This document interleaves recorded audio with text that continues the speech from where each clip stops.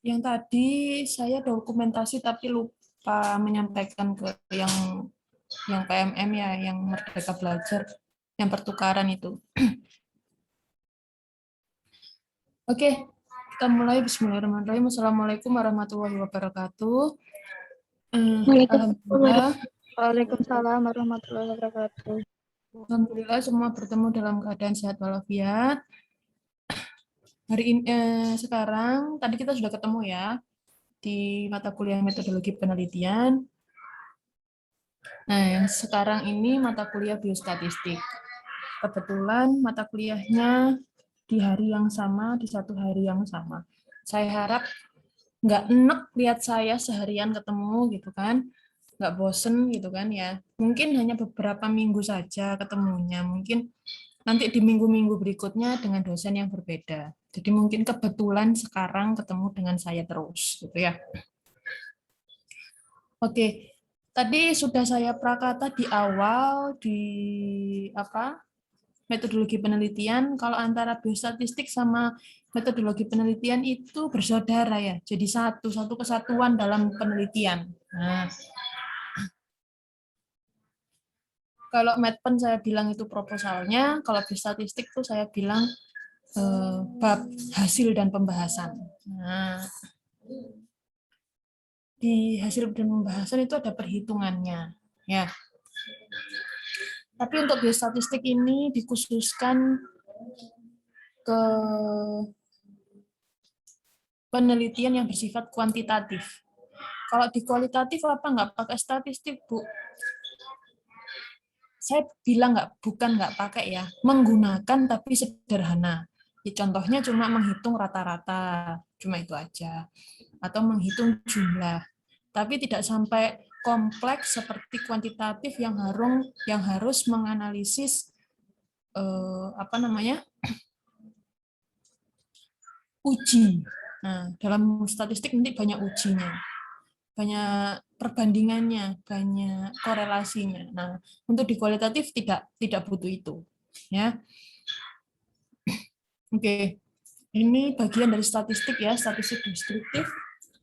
Ada penjelasan tentang pengertian statistik, ada penyajian data, ada pemusatan, ada ukuran penyebaran, keruncingan, ya, dan jenis-jenisnya.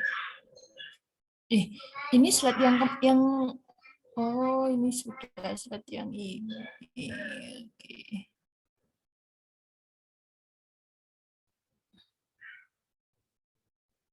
Kita ke slide yang satunya ya. Permulaannya dulu, kenalan dulu. Apa itu biostatistik ya? Mohon maaf.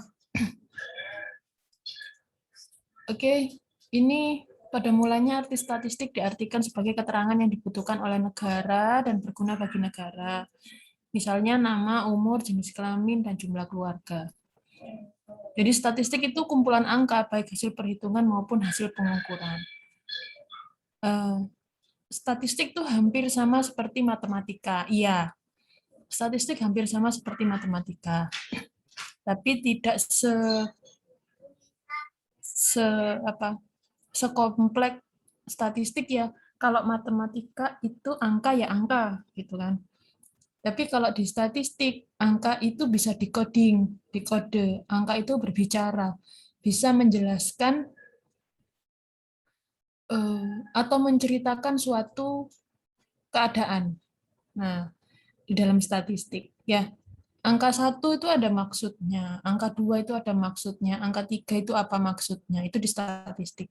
Jadi, kalau kamu memasukkan sebuah angka, dan kamu salah mengkodekan antara 1 dan 2, atau terbalik mengkodekan angka itu, semua akan terbalik penjelasannya nanti. Ya, yang harusnya misalkan di dalam jenis kelamin, 1 itu adalah laki-laki, 2 itu perempuan, tapi kenyataannya pada waktu mengcoding 2 itu kamu tulis kamu akan laki-laki dan 1 itu perempuan, ke belakangnya nanti cara penjelasannya pun akan salah dan berbeda. Nah, itu bisa jadi hanya karena memasukkan angka itu pun akan berakibat fatal ya. Jadi Itu bedanya dengan matematika ya. Intinya hampir sama, semuanya berupa angka, tapi di belakangnya mempunyai konsep yang berbeda. Di sini diartikan sebagai keterangan yang dibutuhkan oleh negara. Awalnya seperti BPS. Ya, seperti BPS ya. Di Badan Pusat Statistik itu kan kalau di BPS Badan Pusat Statistik pasti kan kita ada survei-survei ya. Survei satu keluarga berapa orang, umurnya berapa saja. Awalnya hanya seperti itu. Ya.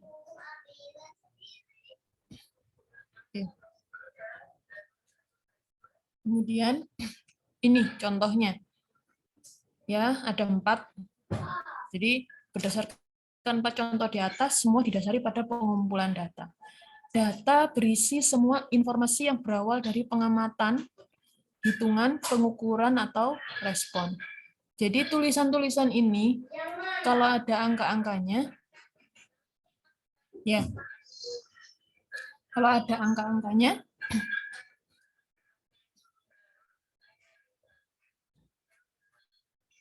itu semua adalah data statistik. Sebentar ya, saya ada tamu ya sebentar.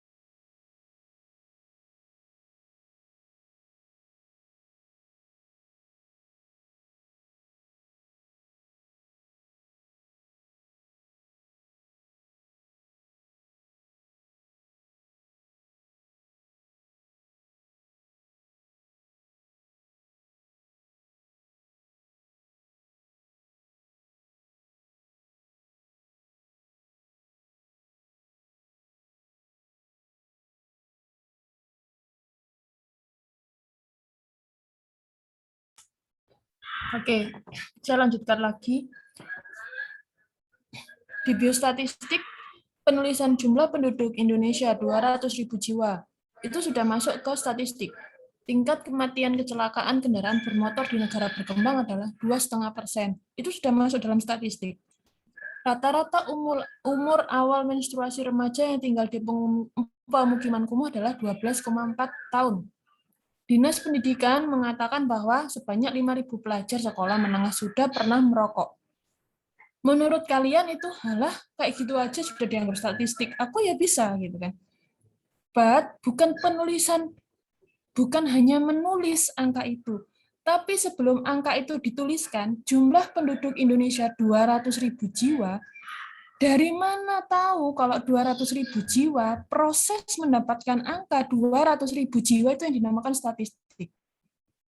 Prosesnya, ya, dari namanya survei, kemudian ambil data ke lapangan, kemudian data itu dikombin, terus kemudian disimpulkan, dijumlah, ditotal dari seluruh provinsi. Nah, hasilnya keluar 200.000 jiwa, itu yang dinamakan statistik. Jadi, angka ini tidak asal muncul. Angka ini tidak asal hadir. Ya, angka ini sebelum ditulis ada surveinya dulu, ada datanya dulu, ada analisisnya dulu sebelum angka ini dipublish, ya. Jadi misalkan ada pemerintah atau di saat lagi pemilu menyampaikan prosentase, nah itu harus survei dulu, harus perhitungan benar-benar dulu, ya. Nah itu sudah dinamakan statistik. Jadi dihitung dulu, diukur dulu, ada respondennya, ada kemudian ada pengumpulan datanya, kemudian dianalisis. Jadilah seperti ini. Sebenarnya nanti penelitian kalian hasil akhirnya itu ya kayak gini nih. Hanya menjawab rumusan masalah. Dan cukup jawabannya seperti ini, cuma kadang 2, 1. Tergantung rumusan masalah kalian ada berapa. Misalkan rumusan masalahnya ada 2, berarti menjawab 2 analisis data statistik. Ya. Misalkan ditanya, berapa rata-rata umur awal menstruasi remaja yang tinggal di pemukiman kumuh? Nah, kalian kan harus datang ke sana, ke pemukiman kumuh. Kemudian melihat anak remaja di sana ada berapa orang yang laki-laki dan perempuan. Kemudian diambil disortir lagi menjadi yang perempuan saja kamu ambil. Nah, berapa orang yang ada di sana? Kemudian habis itu setelah disortir diambil yang kamu butuhkan, kamu tanya satu-satu. Bisa dengan teknik wawancara, bisa dengan teknik langsung kuesioner. Ya. Kemudian setelah ditanya, baru dianalisis. Umurnya sekitar umur berapa aja. Kemudian dipresentasekan ada berapa yang umur 12 tahun mengalami menstruasi, ada berapa yang umur 11 tahun yang mengalami menstruasi. Semacam itu ya.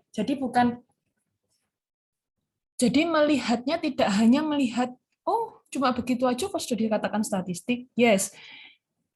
Mungkin bagi yang awam melihat seperti ini adalah menurut kok dia ngomong statistik, aku ya iso. But tidak semudah itu.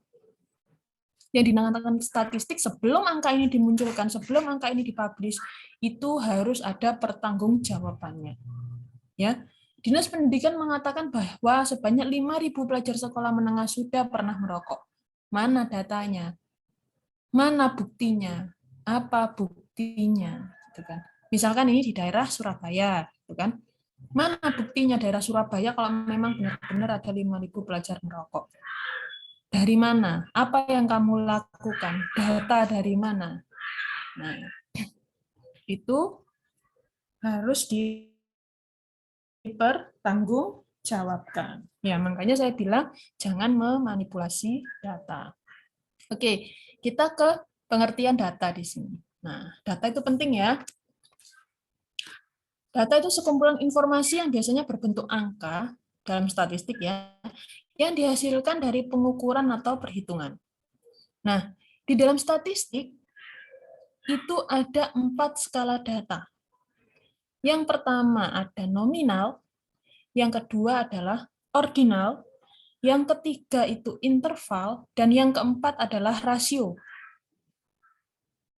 Dari saya awal pertama kali saya mengajar biostatistik, yang saya tekankan kepada mahasiswa adalah tolong ini dihafalkan kalau bisa di luar kepala. Ya, karena nanti skala data ini akan juga keluar di dalam metodologi penelitian, kemudian di dalam biostatistik pasti akan digunakan. Karena ini kunci dari kita menentukan uji statistik apa yang akan kita pakai selain metode penelitiannya apa. Ya. Awal biasanya kita menentukan. Kalau kita ingin melihat perbandingan, uji statistik yang digunakan apa? Ya, kalau kita ingin melihat hubungan atau korelasi, uji statistiknya apa? Nah, di dalam perbandingan dan korelasi, itu banyak sekali uji statistik. Cara menentukannya bagaimana? Kita melihat dari skala datanya, menggunakan statistik parametrik atau non-parametrik. Maka dari itu, saya minta kepada kalian semua, sekarang saat ini mungkin perkenalan. Ya. Nah, tolong ya, saat perkenalan awal, tolong ini teori ini terutama yang skala data ini kalian sayang ya, agar nanti ke belakangnya itu memudahkan kalian menentukan uji statistik ya, untuk semuanya karena kalian semua nanti pastinya akan skripsi kan ya. Oke, skala data ada 4 ini tadi ya, nominal, ordinal, interval, rasio. Nah, apa itu skala data nominal? Oke, kita ke ordinal dulu. Nominalnya kemana?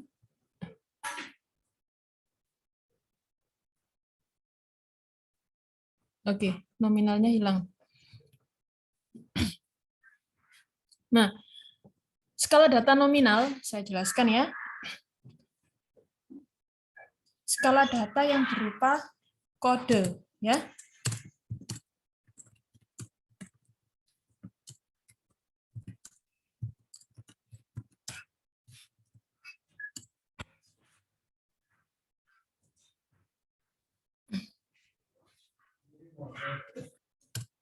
Namun tidak berjenjang. Ya, kode atau coding.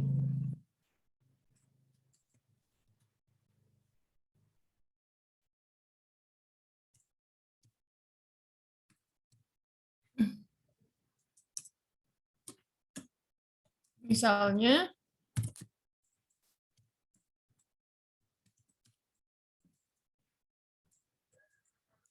agama seseorang ya, Islam, Kristen, Katolik, Hindu, Buddha, ya.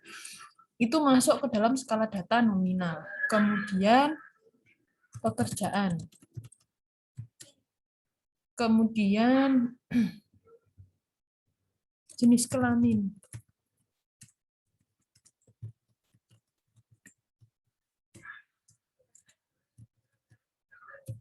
Oke, kemudian masih banyak lagi ya. Ini salah satu contohnya ya.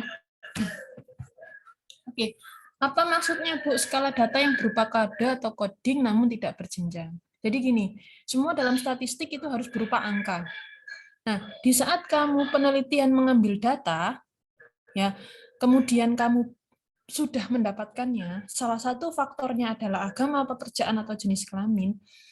Nah, kamu harus mengkodekan variabel-variabel itu. Di dalam agama, itu kan ada 5. Kristen, Islam, Katolik, Hindu, Buddha. Kenapa saya bilang tidak berjenjang? Karena mau dikode berupa angka berapapun, ya.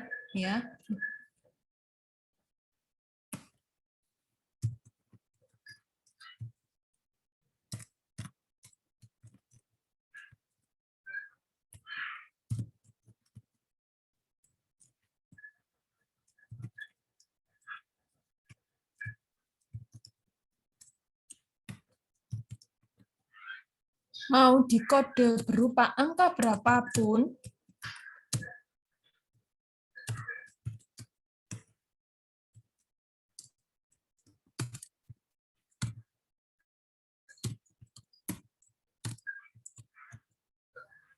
nggak akan berpengaruh pada tingkatannya mereka, nggak akan berpengaruh pada posisi mereka. Karena apa? Semua agama itu sama. Bukan yang terbaik Hindu, bukan yang terbaik Buddha, bukan yang terbaik Islam, bukan yang terbaik Katolik, atau bukan yang terbaik Kristen. Maupun itu nomor satunya Hindu, nomor satunya Islam, nomor satunya Buddha, nomor satunya Katolik, it's okay, nggak masalah. Itu hanya kode atau coding yang tidak berjenjang. Ya, itu namanya skala data nominal. Ya, kalau kamu punya variabel atau meneliti tentang beberapa faktor dalam statistik, jika ada variabel yang seperti ini, tidak ada jenjangnya, tidak ada yang terbaik, atau harus berurutan, maka ini dinamakan skala data nominal. Ya, kalau pekerjaan Bu, pekerjaan kan macam-macam ya. Apa aja pekerjaan? PNS, itu kan? Kemudian wira swasta. Ya. Kemudian apa? TNI, Polri. Ya. Nah, ini semua tidak ada yang terbaik atau nomor 1 TNI Polri, nomor 2 PNS, nomor 3 wira swasta, tambah ke bawah tambah tambah jelek gitu, bukan. Sama aja, semua pekerjaan sama. Ya. Makanya ini dinamakan skala data nominal. Angka-angkanya ini sama. Dan harus diingat, si peneliti harus ingat sama kode angka yang dia tuliskan. Kalau nomor 1 itu Kristen, dalam pengkodean nanti, berarti di hasil analisis data, di saat menjelaskan angka 1 itu agama apa, dia harus ingat angka 1 adalah agama Kristen. Gitu. Ya, karena hubungannya nanti dengan prosentase. Misalkan, kamu ingin tahu yang kena diabetes itu, misalkan ya, yang kena diabetes itu rata-rata orang Kristen 25%, orang Katolik 20%, orang Islam 30%, orang Hindu 15%, orang Buddha 25%, misalkan. Nah, kalau kamu tuh kebalik-balik, nanti kebalik juga cara menjelaskannya di analisis. Gitu ya. Kemudian, jenis kelamin. Laki-laki sama perempuan. Bukan karena laki-laki ini yang paling kuat terus ditulis kodenya 1, kemudian yang kedua itu adalah perempuan, harus nomor 2. Ya. Oke, jadi terserah mau perempuan dulu yang nomor 1 atau laki-laki dulu yang nomor 1, it's okay, silakan. Tapi mereka sama, gendernya sama. Boleh dibolak-balik. Gitu ya. Oke, sampai sini ada yang ditanyakan?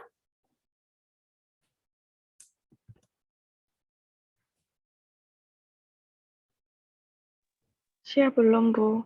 Oh, oke. Kita masih di skala data nominal. Nah, kemudian kita ke skala data ordinal. Nah, di sini data yang berjenjang atau berbentuk peringkat. Sama ini adalah kode juga ya, yang mempunyai jarak yang satu dengan yang lainnya dengan jarak baik sama ataupun tidak. Dengan jarak baik sama ataupun tidak. Maksudnya ini istilahnya gini, mudahnya gini, untuk mengingat atau membedakan dengan yang nominal. Data ini berkode tapi berjenjang. Ada tingkatannya. Tidak bisa dibolak-balik. Ya.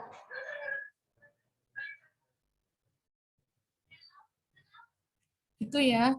Itu perbedaannya dengan nominal. Nah, ini. Yang ini kelas 1, nomor 1. Kelas 2, nomor 2. Kelas 3, nomor 3. Dan itu nggak boleh dibolak-balik. Ya, harus urut. Nah, kemudian ini peringkat. Peringkat ke-1 yang terbaik 3,59, peringkat kedua 2,9, peringkat ketiga 2,89. Nah, ini harus urut menentukannya. Ya. Jadi, kemudian ada lagi pendidikan. Ya. Biasanya ini paling sering digunakan dalam sebuah variabel penelitian. SD. Kemudian SMP. SMA. Kemudian PT. Oke?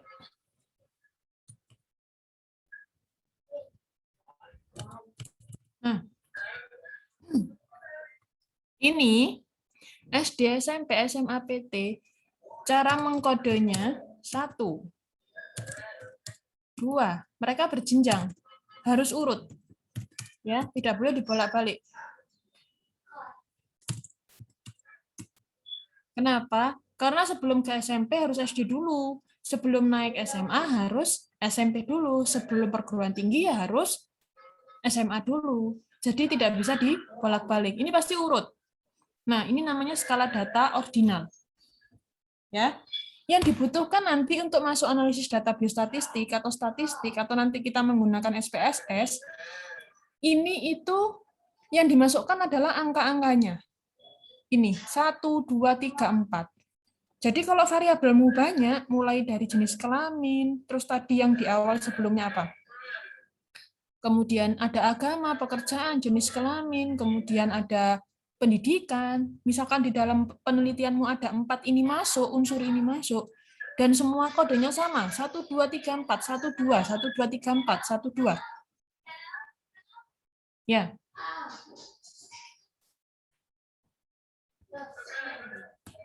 Sebentar.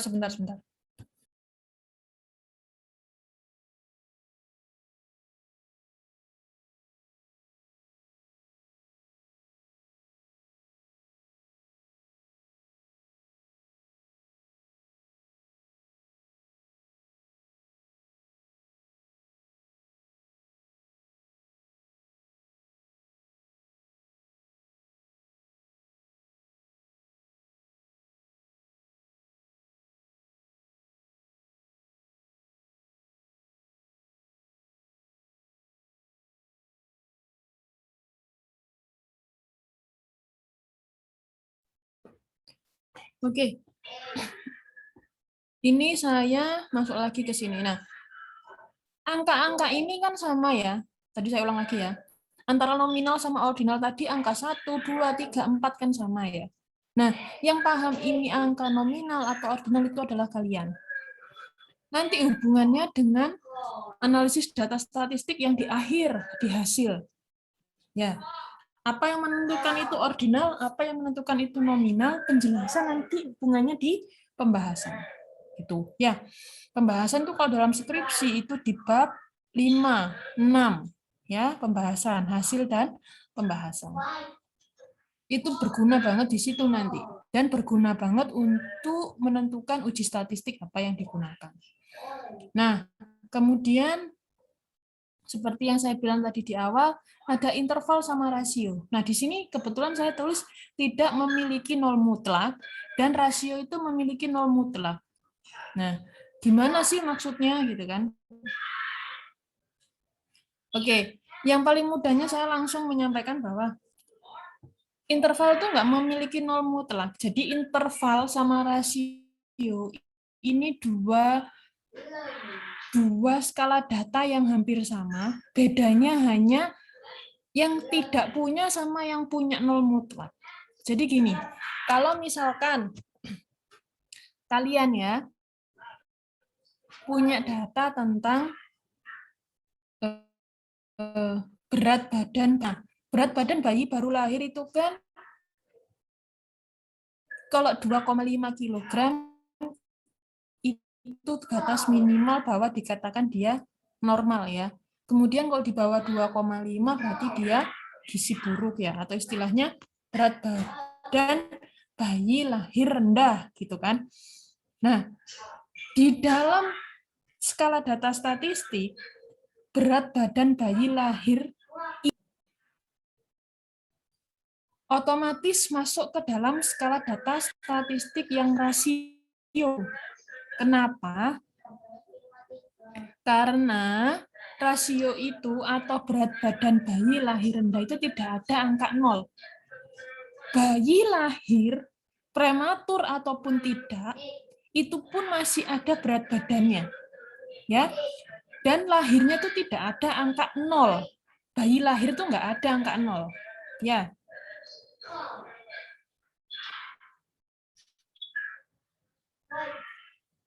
Oke, pertanyaannya nanti saya jawab nanti ya setelah ini slide selesai. Oke. Jadi interval sama rasio ini nggak ada. Rasio ini nggak punya angka 0. Min 1, min 2, min 3. Biasanya angka terkecil itu pasti 0. Dan kalau misalkan variabelnya tentang berat badan bayi baru lahir, bayi prematur pun masih ada angka 1,7 misalkan, atau mungkin bayi itu lahir tapi meninggal gitu kan, masih kecil, itu pun masih ada hitungan timbangannya 1 kilo misalkan. Ya. Jadi angka yang paling kecil di dalam rasio itu adalah angka 0. Tidak ada min 1, min 2, min 3. Ya. Nah, kalau interval ya. Oh, saya masih rasio dulu. Kemudian contohnya tinggi badan. Tinggi badan itu kan tidak ada min 1, min 2 itu enggak ada. Paling kecil pasti ada. Pokoknya paling rendah itu angka 0. tinggi badan 1 cm itu mungkin masih ada tinggi badannya semut kali ya. Istilahnya seperti itu. 2, 3, 4. Pokoknya istilahnya yang paling kecil itu adalah angka 0. 0 mutlak. Istilahnya angka 0. Ya. Nah, bedanya dengan interval, semua itu berupa angka. Semua berupa angka, tapi dia punya 0 mutlak. Dia tidak memiliki 0 mutlak. Istilahnya suhu ruangan. Ya. Suhu di sekitar kita. Misalkan suhunya terlalu dingin. Ya. Suhu di kulkas min derajat Celcius gitu kan. Kemudian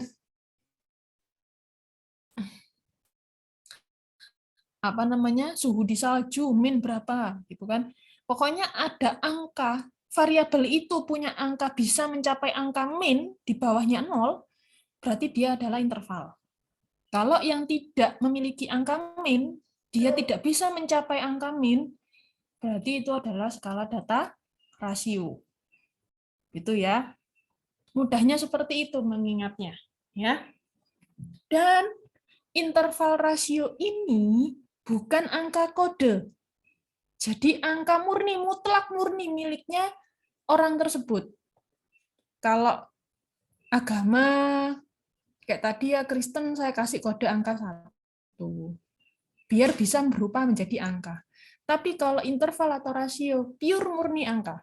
Saya, tinggi badannya berapa? Saya tinggi badannya 167.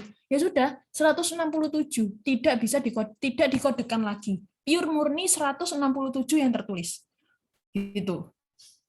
Ya. Kemudian berat badan. Berat badan saya 53 kilogram. Ya sudah, pure murni angka yang keluar adalah 53 milik saya. Nah, agama saya Islam.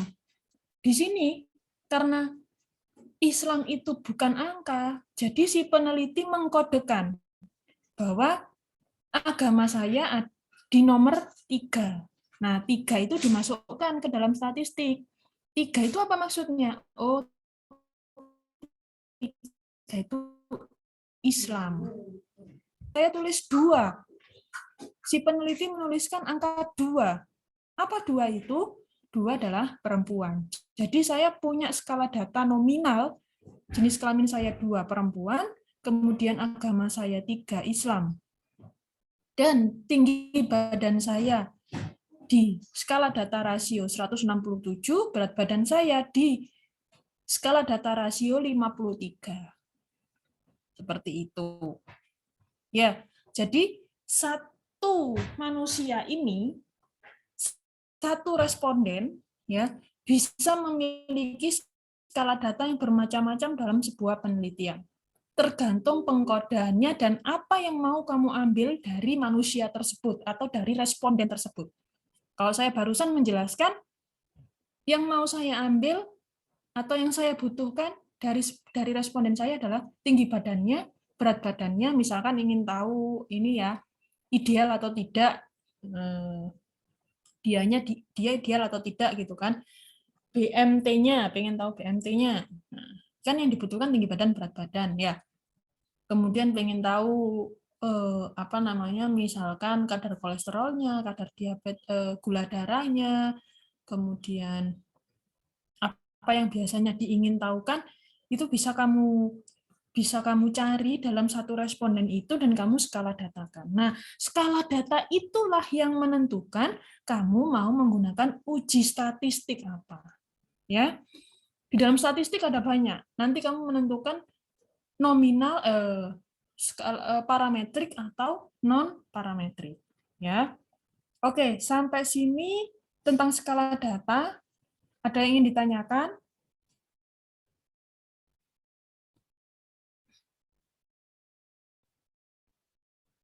Mohon izin, Ya. Bu. Saya menjawab ini dulu ya, saya lupa. Saya menjawab pertanyaannya siapa? Mbak Rizka ya. Oke, ini Mbak Rizka bertanya tentang gimana jika kode antara nominal dan ordinal sama. Tadi saya terputus koneksinya. Oke. Maksudnya kalau kode nominal sama ordinal sama. Nominal sama ordinal sama. Kode dalam ordinal sama nominal memang sama. istilahnya kamu misalkan kayak tadi, yang ordinal ini jenjangnya pendidikan ya. Sama, 1, 2, 3, 4, 5. Kemudian, tapi yang membedakan adalah jenjangnya. Di pendidikan itu harus nomor 1, itu SD dulu. Nomor 2 baru SMP. Nomor 3 baru SMA. Nomor 4 baru PT. Misalkan ada TK-nya, TK dimasukkan, kita butuh data dari dia tentang TK-nya juga. Ya berarti nomor 1 TK dulu. Nomor 2 baru SD. Gitu. Ya, angkanya sama, iya memang sama. Yang bisa membedakan kita sendiri, si peneliti. Kita harus tahu bahwa data ini ordinal, bahwa data ini nominal. Karena nanti akan dimasukkan ke definisi operasional di metode penelitian bab 4. Di situ kamu akan menjelaskan bentuknya dalam bentuk tabel di definisi operasional itu tadi, bahwa variabel ini yang kamu pilih, skala datanya apa? Nominal. Apa saja pilihannya nominal itu tadi. Nah, ini disebutkan. Misalkan agama ini tadi, kamu membutuhkan variabel agama. Kamu sebutkan ini. Nomor 1 itu Kristen, nomor 2 itu Katolik, nomor 3 itu Islam, nomor 4 itu Hindu, nomor 5 itu Buddha. Skala data nominal. Karena apa? Karena tidak berjenjang. Ya, kemudian hasil, misalkan sekarang penelitian banyak tentang COVID. Kamu pengen tahu yang pernah positif COVID, yang tidak pernah positif COVID, atau yang saat ini sedang, misalkan kamu teliti, orang ada yang positif, ada yang negatif. Nah, antara positif negatifnya COVID, itu bukan yang baik, itu yang negatif. Bukan yang baik, itu yang positif. Sama, positif sama positif negatif, itu yang terbaik, bukan yang harus nomor 1 positif, nomor 2 negatif. Tidak ada yang terbaik. Karena apa? Kalau COVID, yang paling baik itu pasti negatif. Tapi kalau masalah kehamilan, pengennya ibunya itu pengen hamil, yang paling baik ya positif. Ya, jadi antara positif negatif ini tergantung variabelnya. Mau dibawa kemana variabel positif negatif ini punyanya siapa? Kalau punyanya COVID ya pengennya semua orang negatif. Tapi kalau punyanya ibu yang pengen hamil, di saat pengen tahu hasilnya, gitu kan, mungkin orang yang baru menikah pengen cepat punya anak, di saat dites pengennya semua hasilnya positif. Ya, yang ditunggu-tunggu adalah hasil positif. Nah, makanya positif negatif pun itu juga masuk ke nominal. Ya, cara membedakannya hanya kita sendiri sebagai peneliti yang paham, yang harus tahu ini masuk ordinal atau ini masuk nominal. Gitu ya. Semua angkanya kodenya sama pasti. Ya. 1, 2, 3, 4, 5 tergantung berapa jumlah ini itemnya. Ya. Itu ya Mbak, siapa tadi? Mbak Rizka. Oke, tadi Mbak Dewa ya? Iya. Tadi siapa yang mau bertanya? Dewa ya? Mohon izin Bu, tadi kan Ibunya menjelaskan tentang yang nominal, ordinal, sama rasio sudah dimasukkan ke. Interval sama rasio. Kemudian intervalnya itu bagaimana Bu?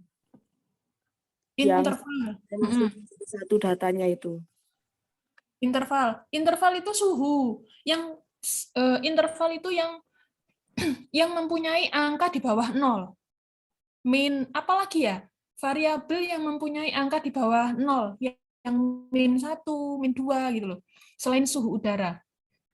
Kalau di kesehatan jarang sih. Ada angka kita menggunakan interval itu jarang. Yang banyak sering digunakan menggunakan skala data interval itu yang jurusan-jurusan seperti kimia kayak gitu-gitu. Ya, kalau di interval itu yang saya bisa contohkan kalau di kesehatan ya suhu Celcius derajat min, ada kan min 1, min 2 gitu kan. Min 3 suhunya yang dingin kan otomatis min kan ya. Nah, angka yang bisa melewati angka 0 setelah 1, setelah apa ya? Biasanya kan kita pasti punya angka 0 ya, 0 mutlak. 0, 1, 2, 3, 0 itu paling rendah. Nah, ternyata ada rendah lagi, ada min 1 itu tadi, di bawahnya 0. Min 1, min 2, min 3, min 4, ada angka min lah. Nah, itu namanya interval. Contohnya yang saya bisa contohkan ya suhu ruangan. Mungkin ada lagi yang bisa menyontohkan variabel apa yang menampilkan hasilnya itu bisa min kalau di dalam bidang kesehatan. Misalkan apa ya? Kalau tensinya enggak ada yang min ya kalau tensi itu. Pasti kan 90/80 misalkan rendah itu ya, atau 180/120 gitu kan. Itu bukan min, itu masuk ke rasio. Karena angkanya dia memiliki angka 0 mutlak, nggak sampai dia melebihi angka min. Nggak pernah ada orang yang tensinya min 100 gitu, nggak ada. Ya,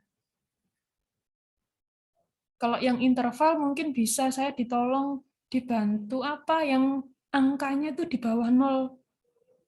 Angkanya itu di bawah 0 yang berupa min 1, min 2 sampai min seterusnya. Selain suhu. Itu ya, Mbak Dewa ya. Bu izin, Mm-mm. berarti apa harus semua skala data ini dimasukkan ke dalam statistik apa bagaimana, Bu? Oh enggak semuanya. Apa yang kamu butuhkan dari sebuah penelitianmu? Jadi kamu kalau misalkan variabelmu hanya 2, ya hanya itu yang dibutuhkan. Misalkan dalam penelitianmu variabelmu 2, cuma ada skala data rasio. Rasio sama rasio. Ya sudah, itu nanti yang menentukan uji statistikmu. Misalkan skala datamu hanya 3, ya sudah, ya cuma cukup 3 itu aja. Nah, itu yang menentukan skala data statistik. Nanti itu akan dijelaskan dan dijabarkan di metode penelitian bab 4 di proposal ya.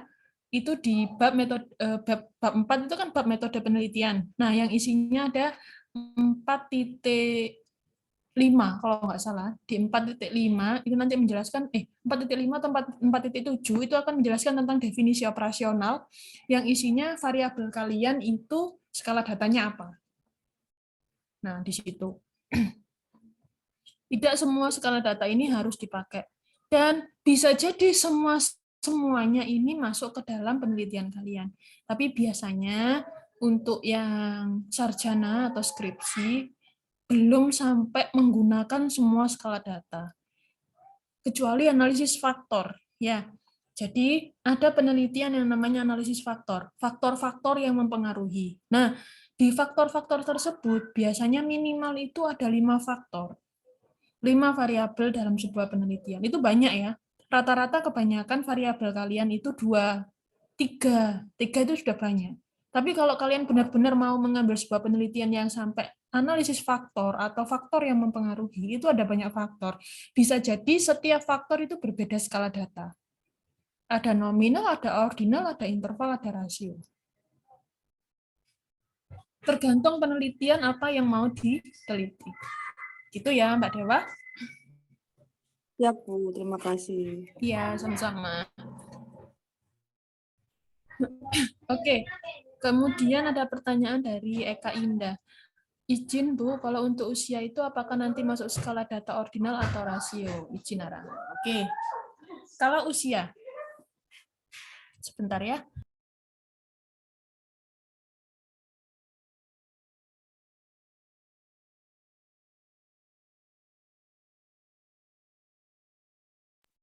Oke, untuk usia, nah di dalam kesehatan ada ya istilahnya usia remaja, remaja awal, remaja apa?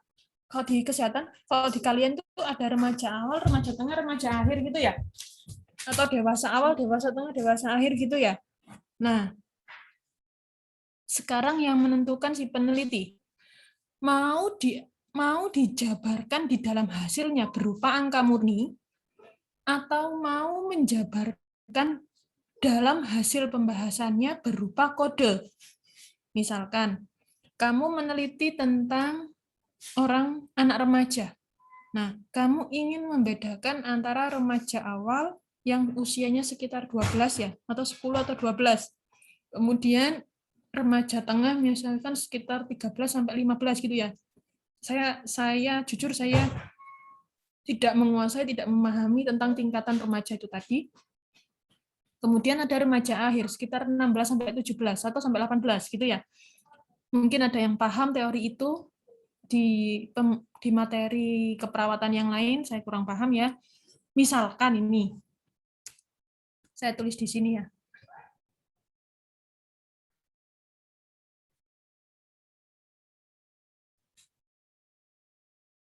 Nah, usia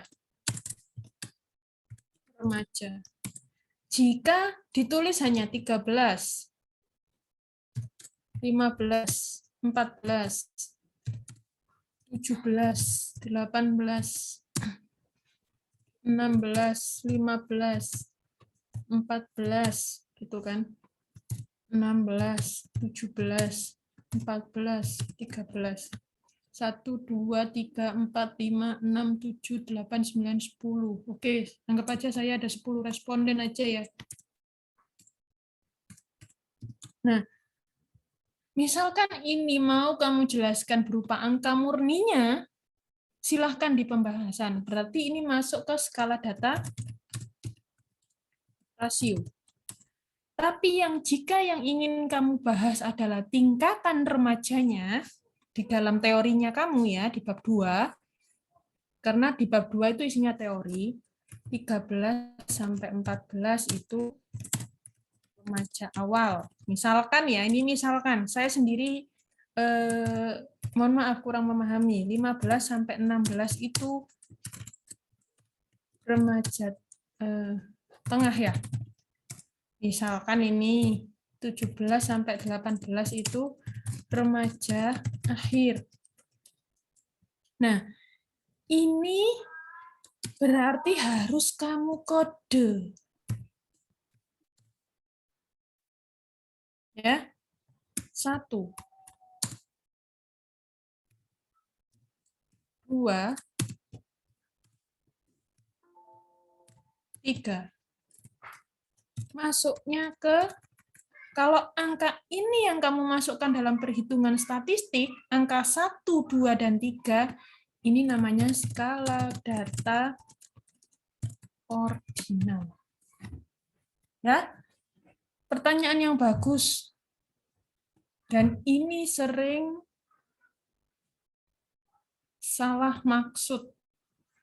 Ya, jadi skala data itu tergantung si peneliti mau membahasnya menggunakan angka murninya atau membahasnya menggunakan tingkatannya di dalam teori. Seperti ini. Nah, terus ada lagi. Ini tensi ya.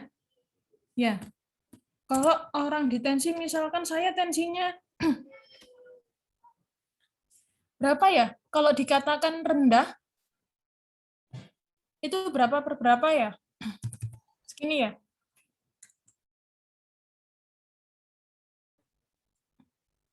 Iya.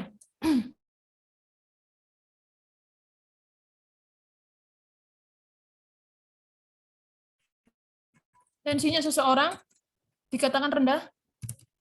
Kemudian kalau normal 100, 120 ya? Per 100, gini. Ya, kalau tinggi 130 misalkan per 100, gitu ya? Betul nggak saya? Iya, Bu. Oke. Ini kalau kamu menentukannya dengan tipenya tadi, ya, rendah, normal, kemudian tinggi, ini masuk skala data ordinal. Tapi kalau yang kamu masukkan ke dalam statistik perhitungan angkanya ini, yang ini, bukan kodenya ini, ya. Kodenya ini kamu kode 1, 2, 3. Kalau yang kamu masukkan ini, yang ini ya, 1, 2, 3, itu skala datanya kok ya, ordinal. Tapi kalau yang kamu masukkan ini, nah ini 90, 10, 130, maka skala datanya adalah rasio. Ya. Jadi kamu si peneliti, calon peneliti atau sudah menjadi peneliti yang mungkin saat ini sedang meneliti, harus tahu bedanya angka yang dimasukkan angka murninya atau angka kodenya. Nah, ya, harus tahu cara membedakannya. Bu, usia katanya rasio, tapi kok ordinal, Bu? Harus tahu, dia membagi porsinya enggak? Dia membedakan enggak secara teori? Bu, katanya tensi apa? Ini seseorang ini apa? Rendah atau tinggi apa ini namanya?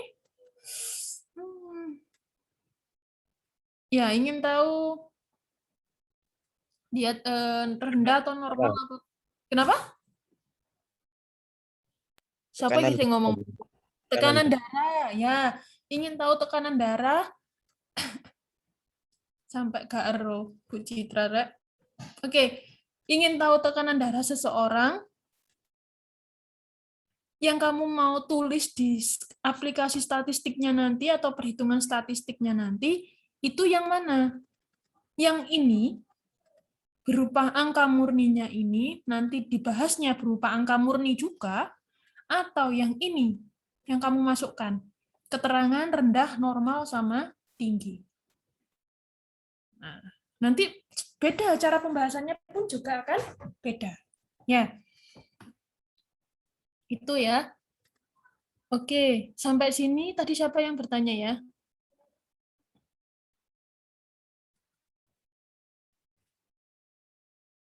Oh ini, Eka, Mbak Eka. Sampai sini paham ya Mbak Eka ya? Sama yang lainnya juga ya. Saya nggak mewajibkan kalian paham saat ini juga, tidak. Karena sini semua butuh latihan, apalagi statistik. Jadi memahami angka itu menyenangkan sebenarnya. Ya, memahami angka itu menyenangkan. Jadi kalau kalian dari awal sudah enak melihatnya, aduh, ke belakangnya nanti kalian tambah enak. Gitu. Tapi saya harap di awal kita pertemuan ini kalian sudah senang dulu. Minimal mendengar kata biostatistik itu tidak membuat kalian pusing. Tapi, wah, mata kuliah biostatistik saya suka. Itu sudah pengantar yang bagus untuk kalian bisa nanti memahami materi ini. Jadi tolong mindset-nya tentang biostatistik dirubah dulu. Mindset yang mungkin aduh, hitung-hitungan, aduh, angka itu dirubah dulu. Biar kalian sayang dengan mata kuliah ini ya. Kalian minimal sayang lah ya. Kalau sudah sayang pasti enak nanti jalannya ya. Oke. Oke. Nah, dari Mbak Lintang Isa, mohon izin berarti dalam satu penelitian di dalam datanya itu mencakup semua skala data. Tadi pertanyaan Mbak Dewa ya, bisa jadi iya, bisa jadi tidak. Nah, makanya tadi saya waktu Mbak Dewa bertanya, Bu, apakah harus semuanya? Tidak semuanya. Tapi bisa jadi ya, dalam satu penelitian ada semua skala data. Ada semua skala data, mulai dari nominal, ordinal, interval, rasio. Ada yang hanya 2, ordinal saja. Atau nominal saja, atau malah hanya ada 1, ordinal saja, atau nominal saja, atau rasio saja. Jadi tidak semuanya, ya, tergantung penelitian kita. Ya, oke, sampai sini sudah punya gambaran ya, apa itu skala data. Ya, dari mana Bu kita menentukan skala data dalam sebuah penelitian? Dari variabel penelitian kalian. Variabelnya di mana, Bu? Nanti di metode penelitian. Balik lagi ya ke perkuliahan awal. Di metode penelitian itu, jadi di dalam statistik itu ada namanya variabel. Variabel ini yang mengeluarkan skala data. Ya, variabel-variabel kalian ini yang mengeluarkan skala data. Apa itu? Misalkan diabetes. Nah, itu tadi ya, nyambung lagi ya sama mata kuliah yang di awal. Diabetes hasil gula darah lansianya. Nah, gula darah lansia itu kan kalau habis diambil darahnya ya, menggunakan alat itu ya, keluar hasilnya. Berapa biasanya hasilnya kalau gula darah itu? Saya dibantu? Berapa biasanya kalau gula darah normal itu biasa berapa? Dikatakan dia gula darahnya tinggi itu berapa? Dikatakan gula darahnya rendah itu berapa?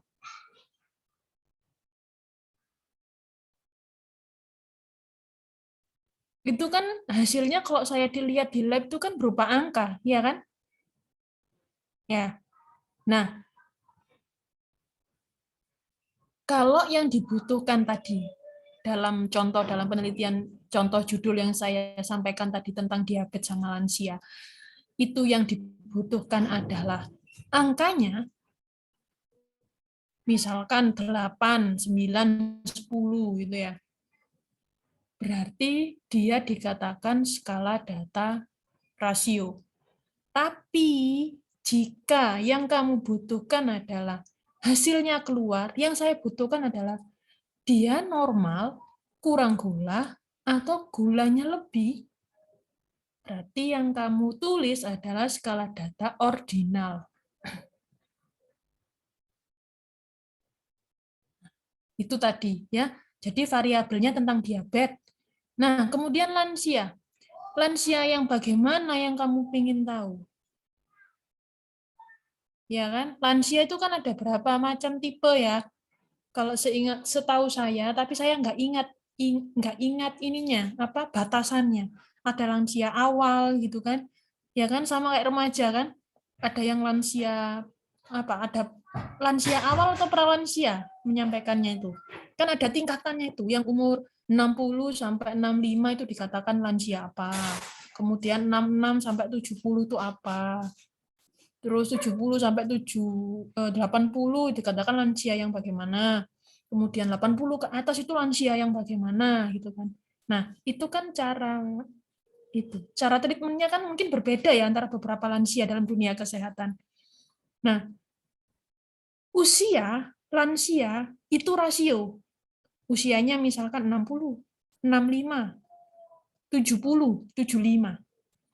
Tapi di dalam dunia kesehatan itu terbagi menjadi pralansia, lansia awal, lansia tengah, lansia akhir. Itu dinamakan kode atau coding. Yang menjadi skala data itu ordinal. Oke, saya kembali ke awal ya. Makanya kenapa di dalam statistik kesehatan, nama mata kuliahnya atau nama materinya itu dinamakan biostatistik, karena antara statistik kesehatan, bio itu adalah kesehatan ya, apapun yang depannya ada bionya itu pasti tentang kesehatan. Karena antara statistik kesehatan dengan statistik pendidikan ataupun statistik ekonomi, itu penyebutan datanya itu berbeda. Nggak bisa disamakan antara data pendidikan dengan data kesehatan. Berbeda angka satunya ekonomi dengan angka satunya orang kesehatan. Angka satunya orang kesehatan misalkan itu tadi adalah manusia, biasanya angka yang kalau kita bulat desimal dibulatkan ke atas. Kalau di atasnya 5 ya. Misalkan 56,5 atau 56,7. Kita bulatkan ke atas jadi 57. Ya kan? Nah, atau misalkan istilahnya kalau di ekonomi 56,5 tetap 56,5 jangan dibulatkan. Tetap 5-nya itu terjadi setengah, 56,5 setengah gitu kan. Kalau ekonomi it's okay, nggak masalah. 0,5-nya jadi setengah. Tapi kalau di dalam dunia kesehatan, itu perhitungannya adalah orang, nggak mungkin satu orang itu terus ditebas menjadi setengah. Itu harus masuk ikut jadi satu.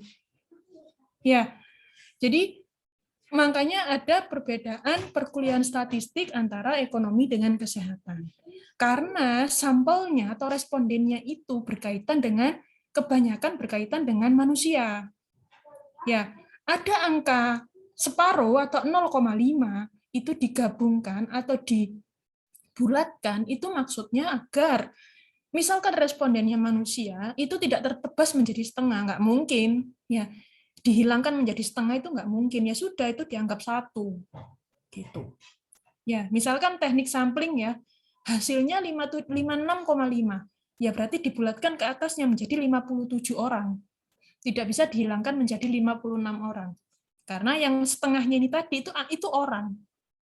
Dan tapi misalkan respondennya adalah ibu hamil, karena tulisannya 56,5 tidak bisa ini diganti kemudian setengahnya, kan berarti usia kecil Bu, berarti diganti anak, ya nggak bisa.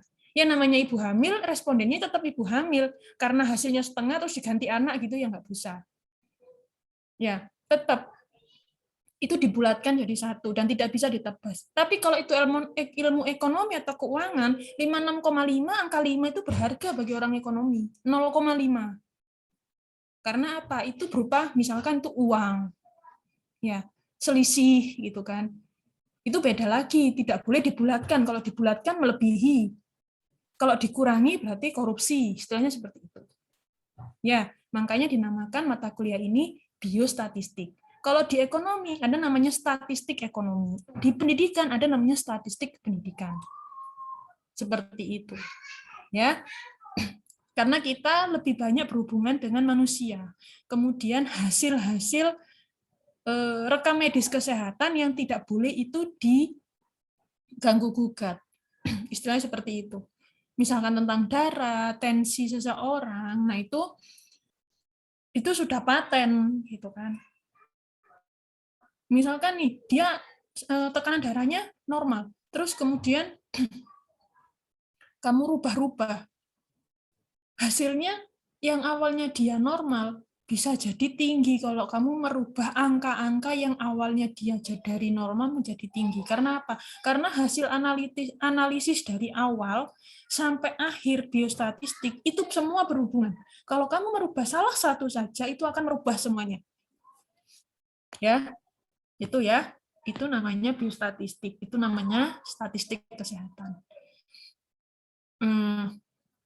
Saya nggak nakut-nakuti, nanti kamu malah nggak suka sama biostatistik. Saya hanya memberikan gambaran. Ya, biostatistik itu menyenangkan. Ya, saya memotivasi kalian bahwa biostatistik itu menyenangkan. Nggak ada yang namanya mata kuliah yang aduh nggak enak. Ya, semua pasti ada plus minusnya. Tapi saya harap untuk 1 semester ini agar mempermudah dan memperlancar kalian nanti di semester berikutnya, yaitu mata kuliah skripsi, yang itu adalah jembatan kalian nanti, salah satu syarat untuk kalian lulus, kalian harus memahami ini. Dan saya harap meskipun hanya 1 semester, 14 kali pertemuan, tapi minimal kalian memahami dasarnya. Salah satunya tentang memahami skala data. Gitu ya. Oke. Ada yang ingin ditanyakan lagi sebelum saya pindah slide?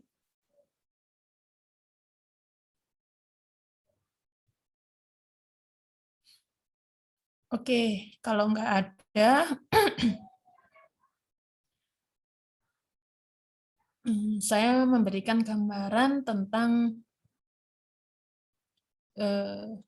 penyajian data dalam bentuk tabel ya.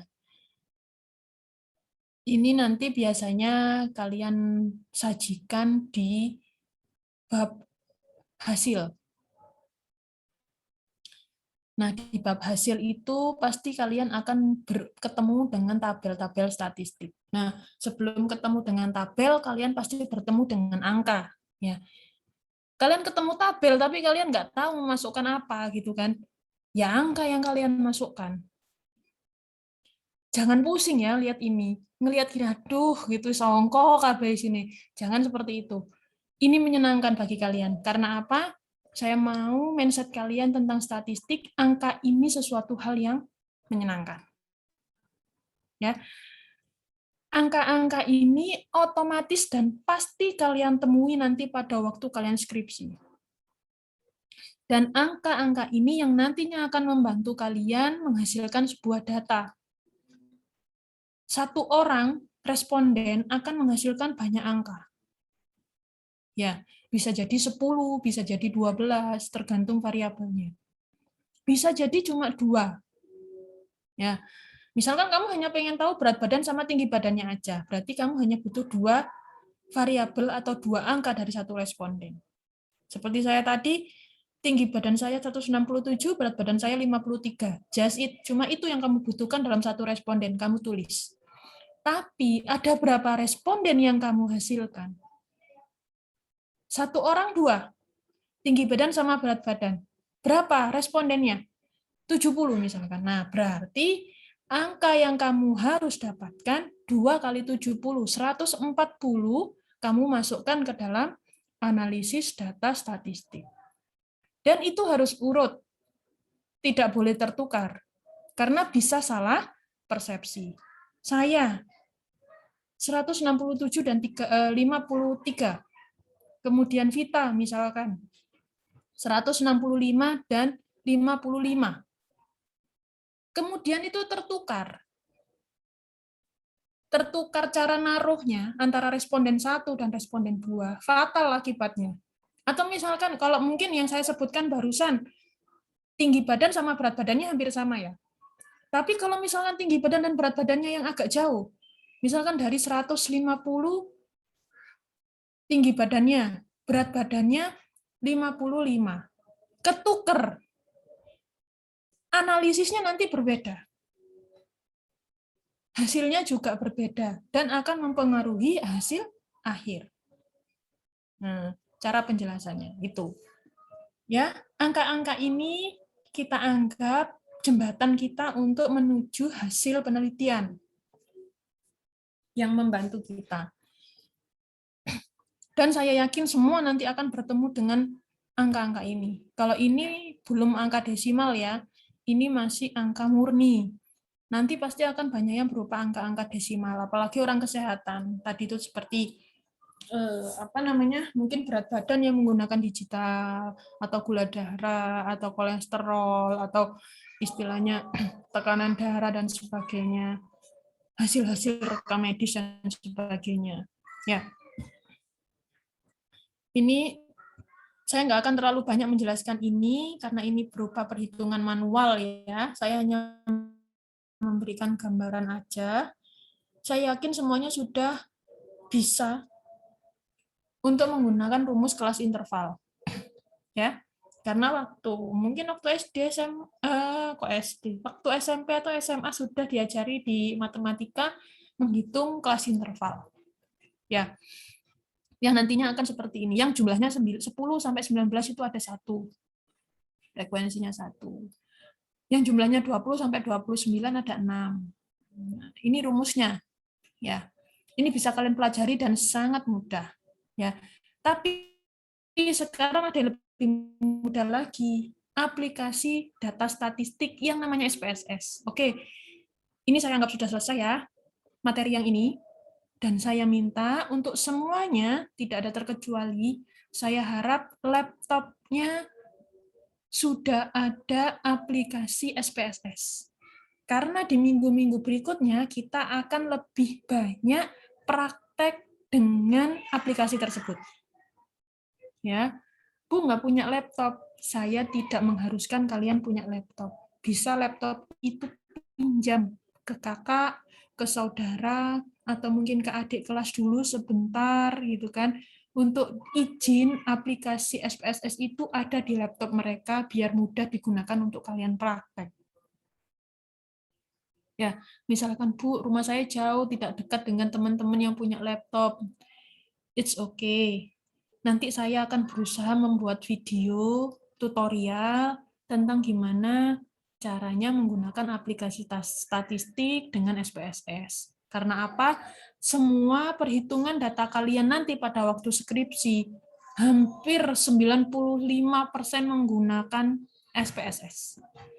Karena saya anggap 5%-nya itu mungkin ada penelitian yang meneliti penelitian kualitatif tanpa perhitungan statistik.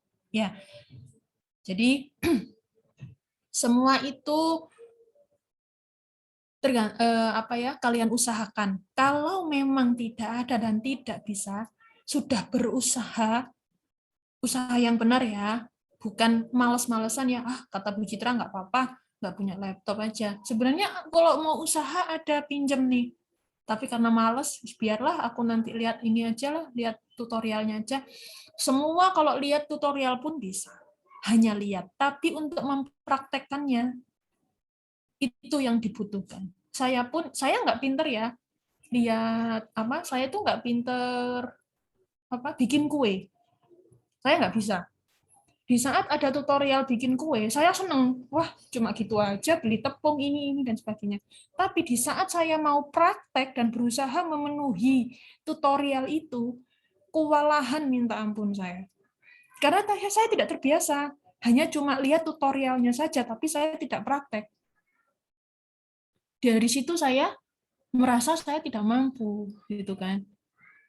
Nah, saya jadi berpikir bahwa kalau hanya melihat tutorial, mudah, tapi kalau itu tidak dilakukan, tidak akan bisa. Ya, jadi kita harus praktek. Ya, itu untuk next pertemuan berikutnya ya, pasti akan ada pertemuan dengan statistik dengan mempraktekkan aplikasi SPSS. Aplikasi SPSS itu ada macam-macam, ada yang SPSS 17, 18, 19, 20, 21, 22, 23 sampai yang terbaru 25. Pakai yang mana, Bu? Terserah, boleh yang mana aja. Sama. Isinya intinya sama. Ya. Mungkin ada beberapa aplikasi yang agak tinggi, agak berbeda tempat atau letaknya. Optionnya yang mungkin yang lama ada di samping kanan atas, itu yang baru ada di bawah. Seperti itu. Bedanya hanya seperti itu. Gitu ya. Oke. Mungkin ada yang ingin ditanyakan? Bu, mohon izin ulangi, Bu. Yang dibulatkan tadi itu yang khusus orang apa tidak, Bu? Kalau misalnya kolesterol itu perlu dibulatkan atau tidak, Bu?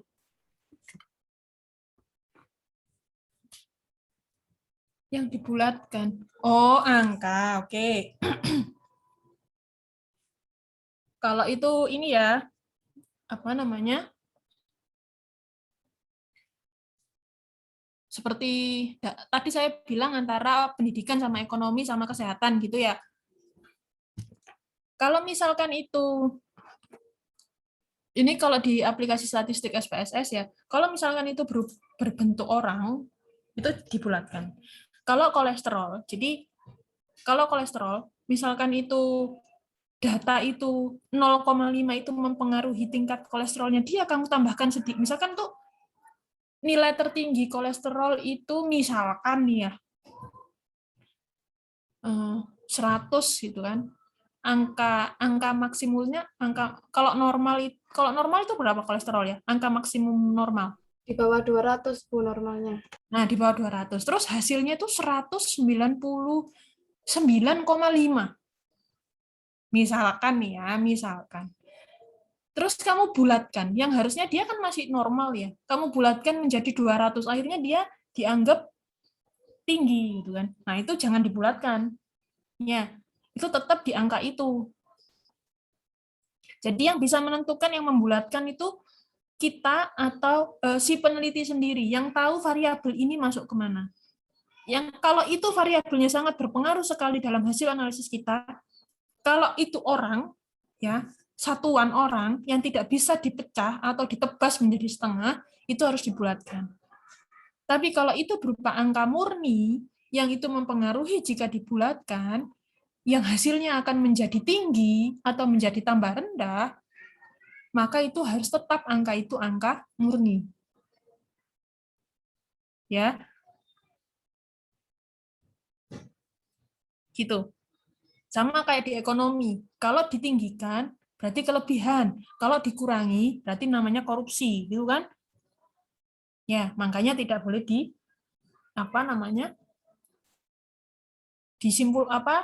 dibulatkan. Tapi kalau manusia satu orang, ya harus dibulatkan. Karena nggak mungkin orang itu kemudian dipotong menjadi setengah, biar bisa menjadi 0,5 gitu. Tidak mungkin, makanya dibulatkan. dibulatkan, ditambahkan menjadi 1. Misalkan ini teknik sampling tadi ya. Kalau teknik samplingnya itu hasilnya 56,5 seperti yang saya bilang tadi, berarti jumlah sampelnya dibulatkan menjadi 57. Berarti total sampelnya 57. Seperti itu. Ya. Siap, Bu. Terima kasih. Ya, sama-sama.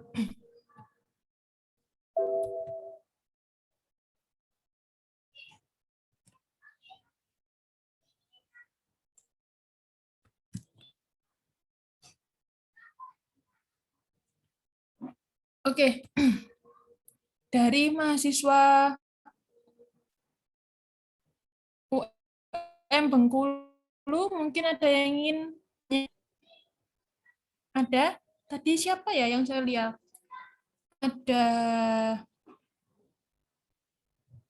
yang saya ingat itu ada Duri dari Stikes Payung Negeri ya. Ada di sini? Ada Bu, saya Bu. Oke. Oh, ini wajahnya Mbak Duri yang selama ini WA ya. Cantik ya. Oke, salam kenal ya Mbak Duri untuk semuanya juga. Salam kenal kembali Bu.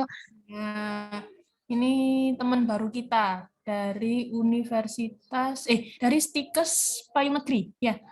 Betul ya? Oke. Iya Bu.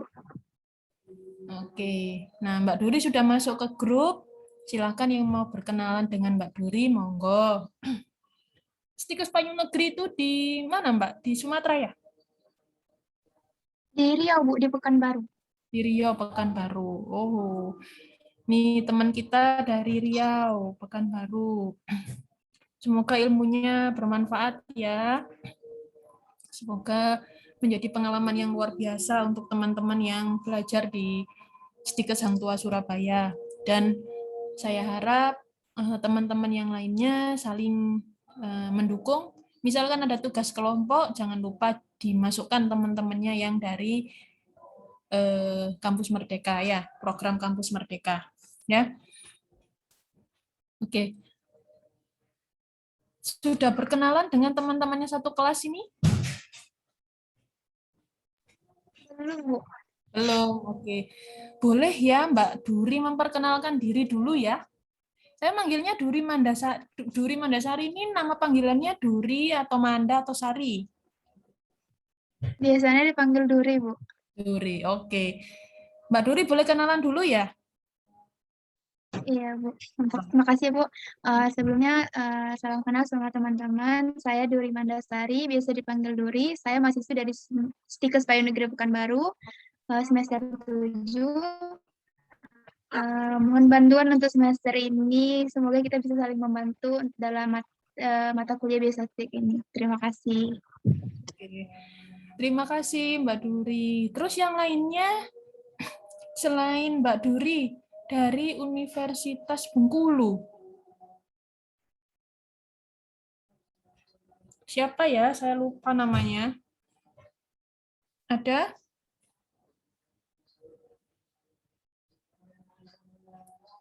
Dari Universitas Bengkulu? Perwakilan mungkin.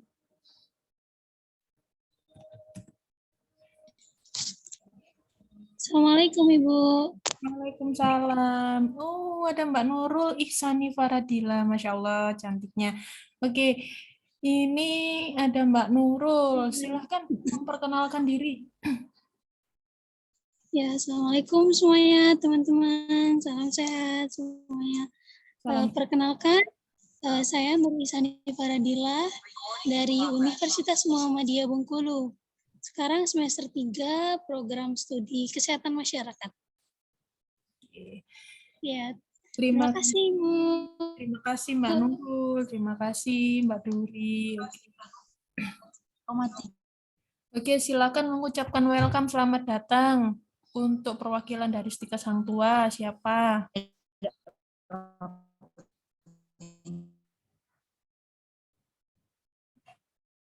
Siapa yang mau mewakili dari Stikes Hang Tua 4A atau 4B?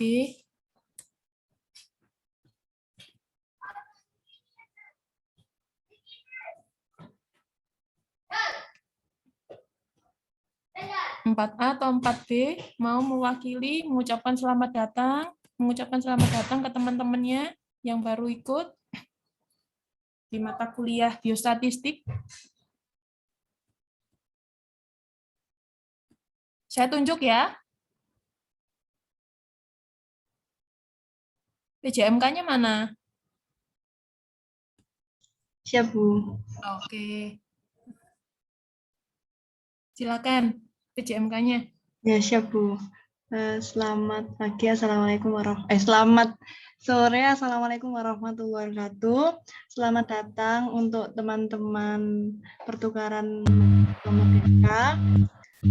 Saya selaku PJMK Biostatistik ini mengucapkan selamat datang. Semoga dengan adanya pertukaran ini lebih akrab. Sudah, Bu.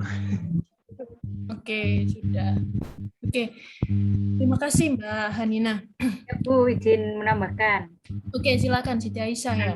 Bismillahirrahmanirrahim. Assalamualaikum warahmatullahi wabarakatuh. Selamat siang rekan-rekan Stikes Sang Tua dan teman-teman PMM.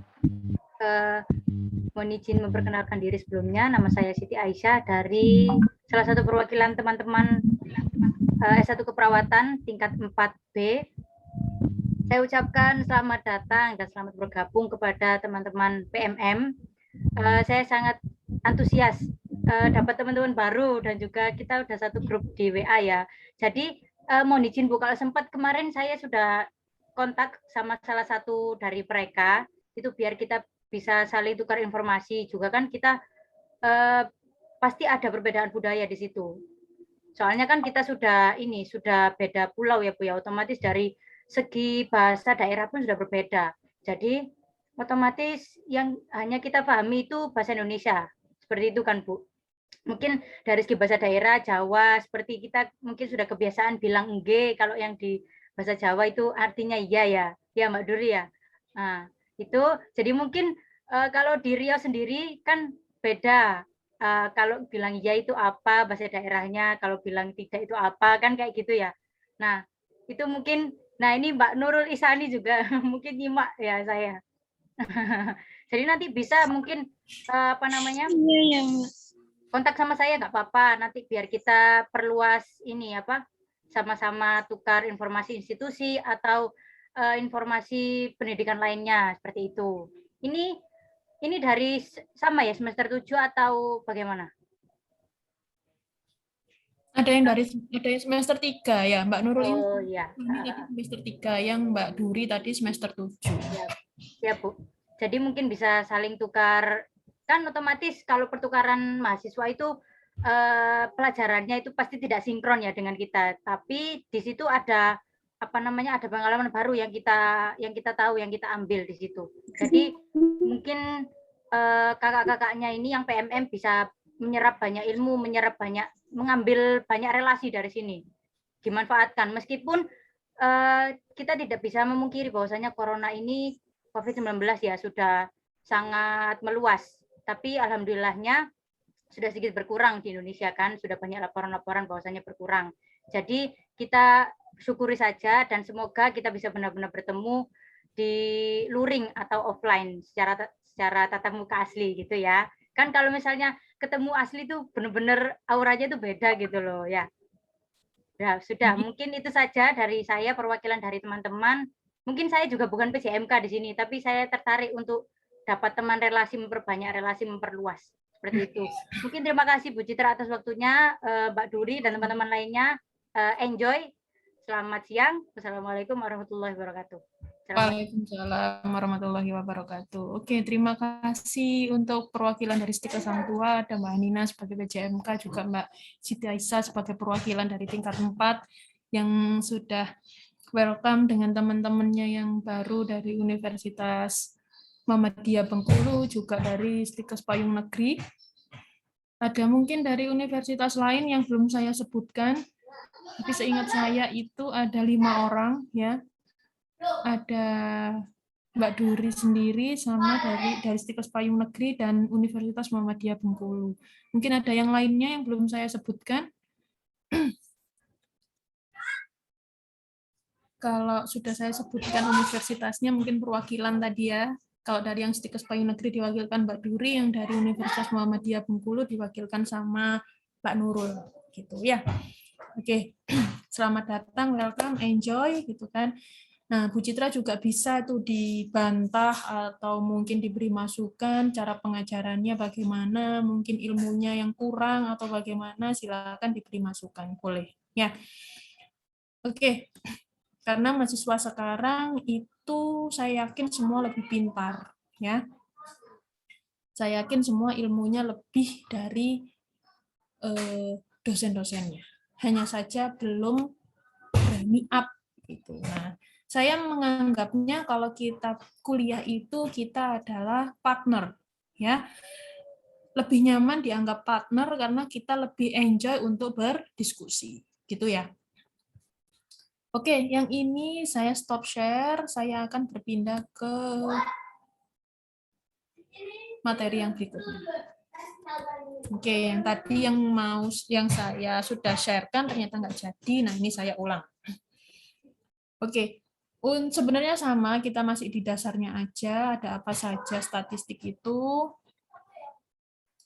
Nah, saya langsung aja ya, ini tadi sudah saya sampaikan, di statistik itu ada pengertiannya, kemudian ada jenis-jenisnya, ada jenis variabelnya, sumber data statistiknya, skala pengukuran, itu sudah tadi saya jelaskan ya di awal. Kemudian untuk definisinya juga tadi sudah ya, berupa angka yang tersusun lebih dari satu, kemudian dianalisis. Nah, di dalam statistik itu, sebelum kita ke statistik ya, dalam menentukan sebuah angka dalam statistik itu, kita harus melakukan sebuah namanya penelitian, yang semua itu harus dilandasi dengan metode ilmiah.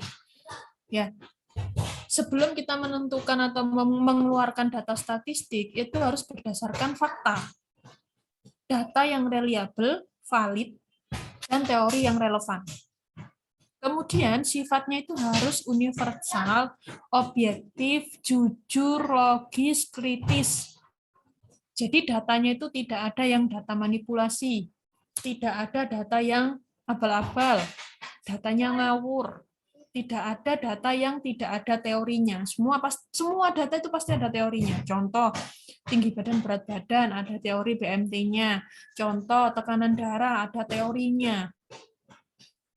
Kalau misalkan tekanannya tekanan darahnya rendah itu kenapa? Akibatnya apa? Nah, semua itu pasti ada dasarnya, ya. Oke. Nah, ini dalam statistik itu ada data kasar, ya. Data kasar itu bukan berarti kasarnya itu kayak pasir gitu. Maksudnya itu istilahnya ini. Data kasar itu data yang belum diolah. Jadi masih berupa data mentah, ya. Diperoleh dari hasil pengukuran suatu variabel pada sampel yang diambil dari suatu populasi menggunakan teknik pengambilan sampel tertentu. Jadi, data itu diambil dari hasil pengukuran. Contoh, mengukur tinggi badan sama berat badan saya. Nah, saya ini tinggi badan sama berat badan itu adalah variabel. Jadi, hasil pengukuran suatu variabel. Variabelnya tadi tinggi badan, berat badan. Pada sampel yang diambil, sampelnya saya, dari suatu populasi. Populasinya siapa? Saya adalah bagian dari apa namanya? Saya bagian dari anggota Stikes Hang Tuah Surabaya. Nah, kamu pengen tahu BMT-nya anggota Stikes Hang Tuah Surabaya nih, rata-rata. Ideal enggak gitu kan. Nah, diambil dari suatu populasi itu. Menggunakan teknik pengambilan sampel tertentu. Kenapa kok bisa kena saya ya? Kenapa kok bisa jadi responden? Ternyata setelah dikocok dengan simple random sampling, nama saya keluar. Akhirnya nama saya dijadikan responden. Nah, itu maksudnya. Maksud dari ini. Ya, diperoleh dari hasil pengukuran suatu variabel, yaitu pengukuran variabelnya adalah tinggi badan, berat badan, pada sampel yang diambil, sampelnya itu saya, diambilnya dari populasi, populasinya adalah saya karena bagian dari anggota Stikes Hang Tuah Surabaya, dengan menggunakan teknik pengambilan sampel tertentu. Teknik pengambilan sampelnya misalkan menggunakan simple random sampling, dikocok keluar nama saya. Oke, itu. Nah, itu namanya data kasar atau raw data. Ya. Kemudian, langkah-langkah kegiatan statistik untuk menangani data kasar, dikumpulkan dulu datanya. Nah, dikumpulkan dari responden-responden yang seperti saya tadi.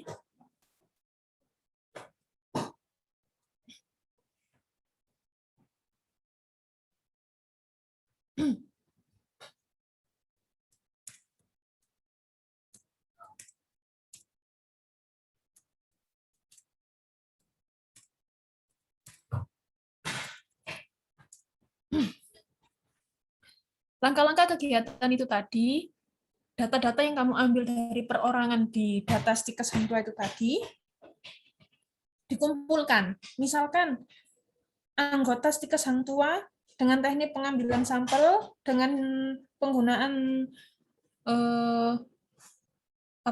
perhitungan data teknik pengambilan sampel statistik, itu ditemukan ada 50 orang.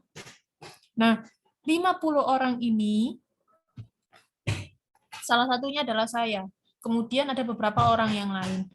Dikumpulkan sampai ada 50 orang. Nah, kemudian diolah datanya, diurutkan atau digolongkan. Ya. Setelah itu, setelah diolahnya ini biasanya menggunakan aplikasi SPSS statistik. Nah, hasilnya keluar, kemudian disajikan datanya dalam bentuk tabel atau grafik. Nah, ini agar mudah untuk membacanya. Kemudian datanya dianalisis hasilnya. Kemudian ditafsirkan dalam pengambilan kesimpulan. Setelah habis dianalisis, disimpulkan apa sih hasilnya dan apa manfaat dari kesimpulan dari penentuan kegiatan penelitian tersebut. Apa manfaatnya, apa kesimpulannya. Dari data yang kita kumpulkan akan menjadi sebuah kesimpulan dan manfaat di kemudian hari. Ya, oke, sampai sini itu tentang raw data.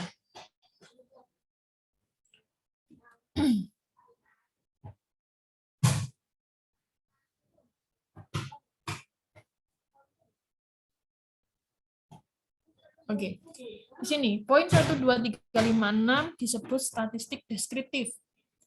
Jadi, yang ini tadi, ya.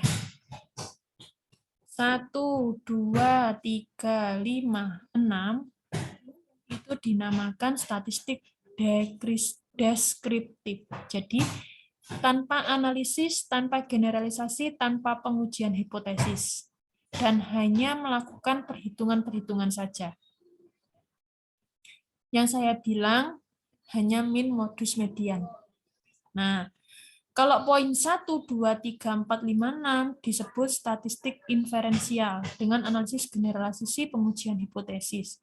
Ada uji T, Z, dan F. Nah, ini kita sudah mulai masuk ya ke dalam, bukan dasar lagi, tapi sudah mengenal namanya uji statistik. Sebelum ke sini, kamu harus melewati ini.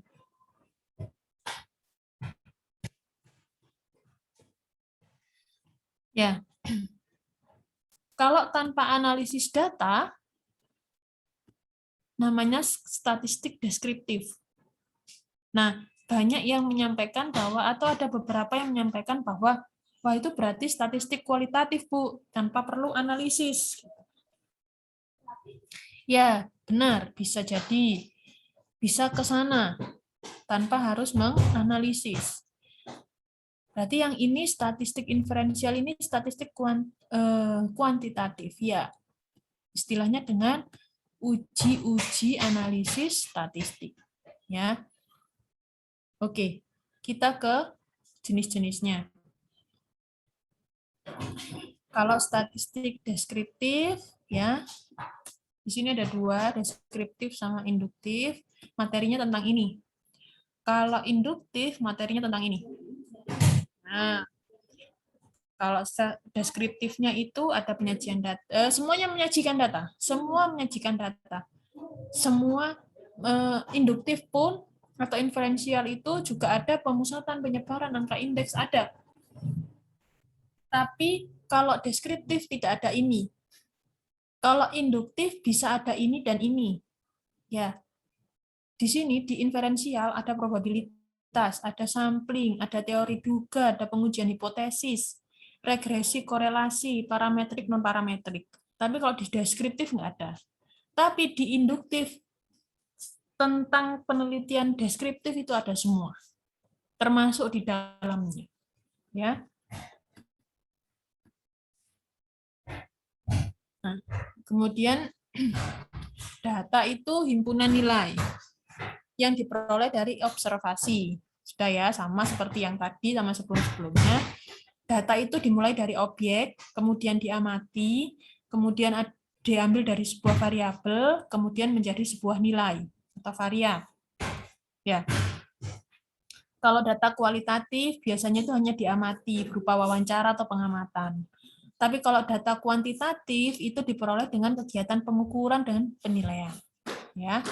Nah, ini ke populasi sama sampel. Oke. Populasi itu jumlahnya secara keseluruhan. Sampel itu bagian dari ini, dari populasi. Jadi contohnya jumlah anggota di Stikes Hang Tuah, jumlah orang di Stikes Hang Tuah dari dosen, staf, mahasiswa, yang jaga koperasi, yang jaga kantin, semuanya, semua anggota yang ada di Stikes Hang Tuah, semua manusia yang ada di Stikes Hang Tuah, itu dinamakan populasi.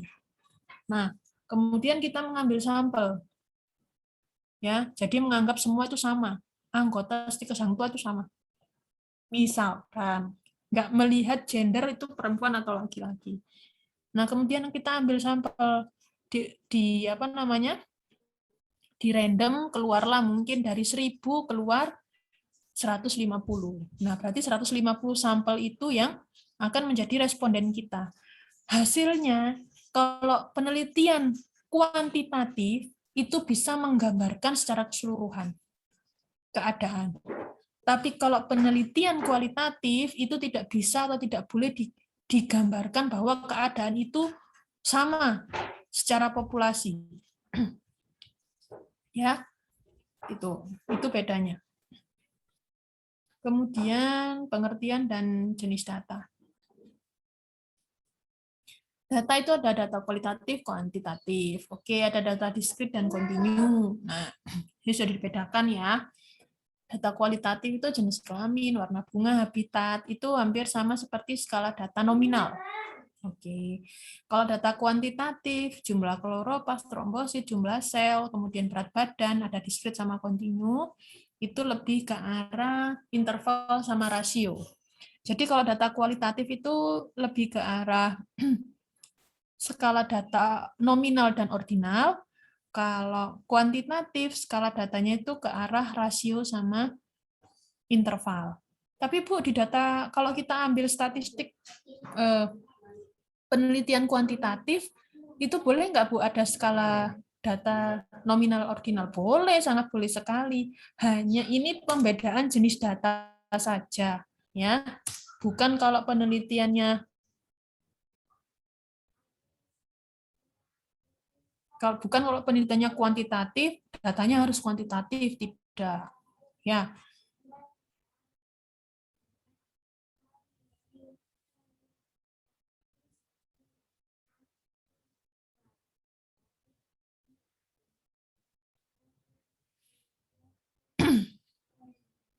Oke, penggolongan data. Nah, ada data kontinu, ada data diskrit, ya. Kalau data kontinu itu angka-angkanya merupakan daratan angka yang sambung menyambung. Tapi kalau angka diskrit yang tidak mungkin berbentuk pecahan, ya. Ini ada contohnya, ya. Ada jumlah buku di perpus 50. 125, 30, 130. Kalau satu buku, ya satu. Nggak mungkin kemudian dipecah menjadi satu, misalkan perhitungannya 12 setengah buku. Lah, setengahnya itu apa? Nggak mungkin buku kan, terus disobek gitu kan.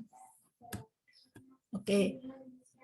Itu data diskrit sama kontinu. Nah, kalau berdasarkan cara menyusun angkanya atau skala datanya, nah ini tadi ya, sama nominal, ordinal, interval, sama rasio. Kemudian,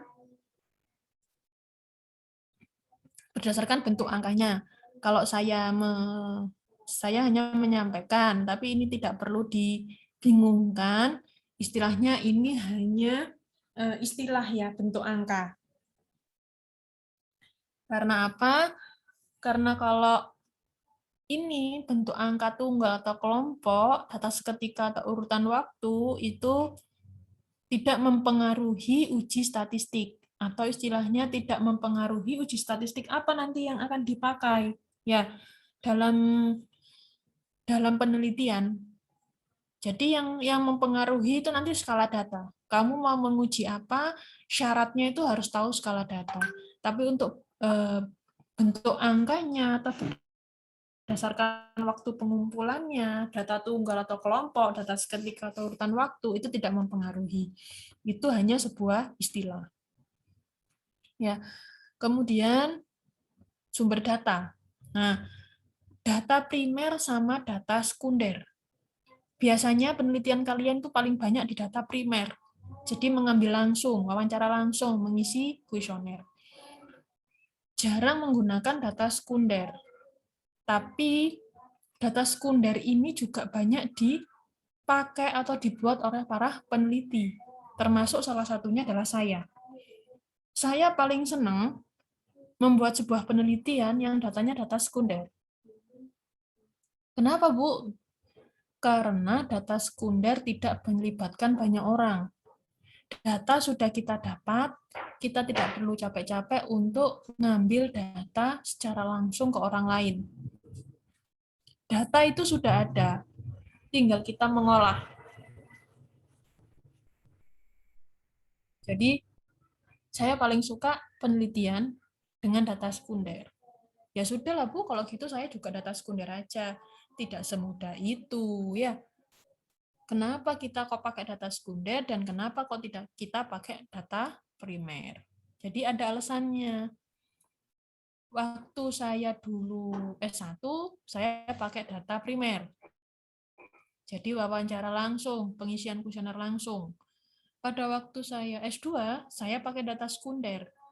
Karena hampir semua orang-orang di kelas saya atau data orang teman-teman saya di kelas, karena jurusan biostatistik, semuanya data sekunder. Kenapa diarahkan memang ke sana? Karena data sekunder bisa mengambil jumlah yang lebih banyak daripada data primer. Kalau data primer, biasanya kita ngambil data paling banyak itu 100-200, gitu kan. Itu sudah membutuhkan waktu yang sangat panjang. Tapi kalau data primer, kita bisa mengolah data sampai ribuan. Sampai puluhan ribu malahan. Dan itu yang lebih banyak disukai. Tapi datanya dari mana, Bu? Nah, datanya contohnya dari Badan Pusat Statistik. Ya. Dari data Bank BI. Jadi datanya itu sudah ada, kita tinggal minta atau kita tinggal lihat. Boleh nggak data itu dia pakai kita untuk penelitian? Kalau diizinkan dengan surat, boleh silakan diolah. Kita tinggal mengolah. Data Riskesdas, kalau orang kesehatan ya. Boleh, silahkan kalian olah variabel-variabelnya. Nanti dari data situ kita bisa tahu kesimpulannya apa. Nah, dan kalau harus disuruh memilih ya, misalkan ada sebuah penelitian, ada proyek atau apapun itu, saya sukanya data sekunder. Saya ya, tidak boleh membandingkan dengan orang lain ya, karena setiap orang berbeda-beda. Saya. Oke, istilah dalam statistik. Nah, ada objek, variabel, varian. Saya langsung aja ya. Variabilitas, parameter, kemudian Ada nilai statistik, ada nilai parametrik, ada statistik parametrik, ada statistik non-parametrik. Oke. Saya cukup menjelaskan secara langsung ya, nggak saya ini kan. Detail, nanti detailnya di pertemuan berikutnya. Jadi istilah ini, objek, variabel, variat, itu harus harus ada di penelitian kalian. Kalau nggak ada, ya nggak mungkin kalian akan jalan. Jadi objek itu benda hidup atau benda mati yang diuji. Ya, apa yang mau diamati dan bisa dinilai. Nah, variabel hampir sama seperti objek. Tapi kalau objek itu lebih ke tempatnya ya, variabel ke kesatuannya. Ya. Dan variat itu adalah nilainya. Kemudian ada variasinya. Ya. Perbedaan antara nilai dari suatu variabel pada populasi atau sampel. Itu variasinya ya. Kalau variabilitas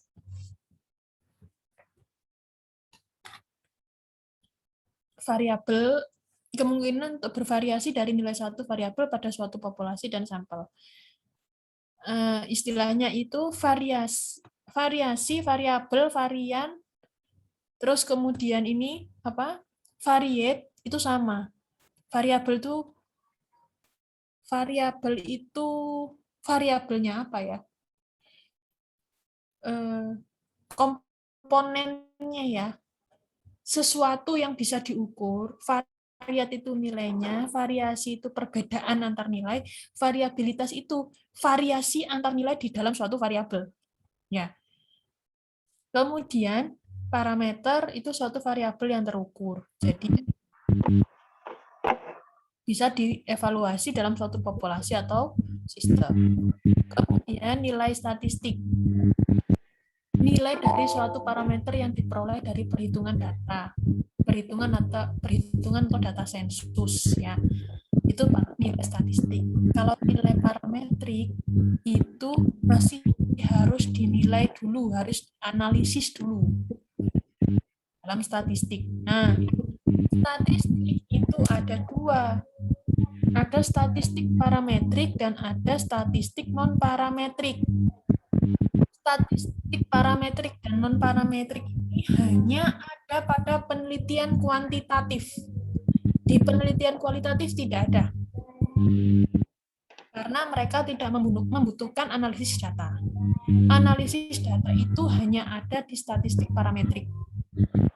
Statistik kuantitatif, penelitian kualitatif, yang dimana di penelitian kualitatif itu ada namanya statistik parametrik dan non-parametrik. Nah, ini nanti akan dibahas sendiri oleh saya dan Pak Zul. Kalau nggak tahu nanti Pak Zul yang parametrik atau saya yang parametrik, istilahnya nanti dari kedua itu kami membagi ada parametrik dan non-parametrik. Yang paling banyak syaratnya itu yang parametrik. Statistik ini bersyarat. Jadi kayak gitu, kalau kamu mau ngelamar anak orang, pakai uang naik lah, kalau misalkan S2 itu berapa nilainya, S1 berapa nilainya, lulus SMA berapa nilai uang naiknya, harus mempersiapkan ini, harus mempersiapkan itu statistik parametrik. Tapi kalau statistik non parametrik itu seperti ngelamar orang, sudah terima apa adanya, ya sudah gitu. Nggak pakai syarat apa-apa. Sudah Bu, saya pakai statistik non parametrik aja. Tidak semudah itu, Ferguson gitu ya. Statistik parametrik, kalau variabelmu tadi itu menggunakan interval atau rasio, nah otomatis kamu harus lari ke statistik parametrik. Ya. Jadi kalau interval sama rasio itu skala datamu dalam sebuah variabel, ya berarti kamu harus memilih statistik parametrik. Ya sudah Bu, saya nggak mau pakai interval atau rasio lah. Ya enggak gitu. Kalau variabelmu mengarahkan ke sana dan diarahkan ke sana, ya sudah kamu tidak bisa menolak, kamu harus menggunakan statistik parametrik. Yang syaratnya apa? Datanya harus berdistribusi normal. Datanya harus Gimana Bu caranya tahu normal sama homogen? Nah, nanti kita praktekkan dengan analisis data statistik menggunakan SPSS. Saya tidak mengajarkan menggunakan manual, karena kalau manual kita butuh waktu lebih banyak lagi untuk mata kuliah ini. Karena sekarang sudah, alhamdulillah, sudah lama nih, sudah ada aplikasi statistik nih. Tinggal kita masukkan data, tinggal klik, sudah keluar hasilnya. Tinggal kita bagaimana tahu cara membacanya. Ya. Contoh-contohnya ini ada uji Z, ada uji T, ada uji ANOVA one way, ada korelasi person. Nah, nanti kita kenalan sama mereka, ya. Ada uji T independent test, ada parity test, ada ANOVA, ada regresi. Nah, namanya kan asik-asik ya, bagus-bagus. Kenalan sama mereka nanti kita. Nah, kemudian yang non parametrik tidak membutuhkan syarat apapun. Nah, datanya ordinal sama nominal. Kalau rasio sama interval, boleh nggak Bu pakai non parametrik? Boleh, siapa yang bilang nggak boleh? Asalkan tidak normal. Kalau misalkan syarat dari parametrik tadi, skala datanya rasio, dan datanya tidak normal, langsung aja pakai non-parametrik. Ya. Contohnya apa? Statistiknya binomial test, chi-square, median test, Friedman, ada Mann-Whitney. Ya. Ada macam-macam, nanti kita kenal. Oke, sampai sini ada yang ditanyakan? Atau mungkin sudah capek dan lelah dan ngantuk?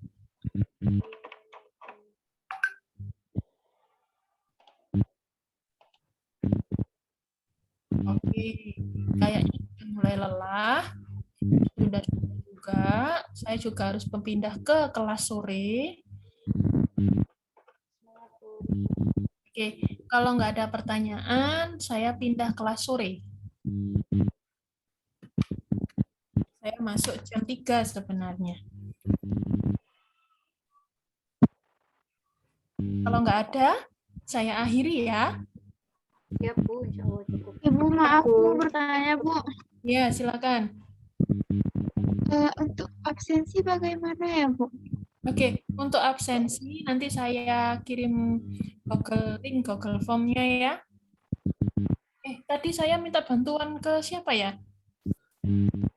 Yang kelas tingkat 4 atau tingkat 1 apa tingkat 2 tadi saya lupa. Oke, nanti saya cek lagi, nanti absensinya saya share di grup. Ya. Di grup besar ya. Oke. Terima kasih, Bu. Ya, sama-sama. Bu izin bertanya, Bu. Silakan. Izin Bu, tadi yang untuk non parametrik itu kan yang tanpa analisa ya, Bu? Oh, bukan. Non parametrik sama parametrik itu dengan analisis hanya saja berbeda caranya.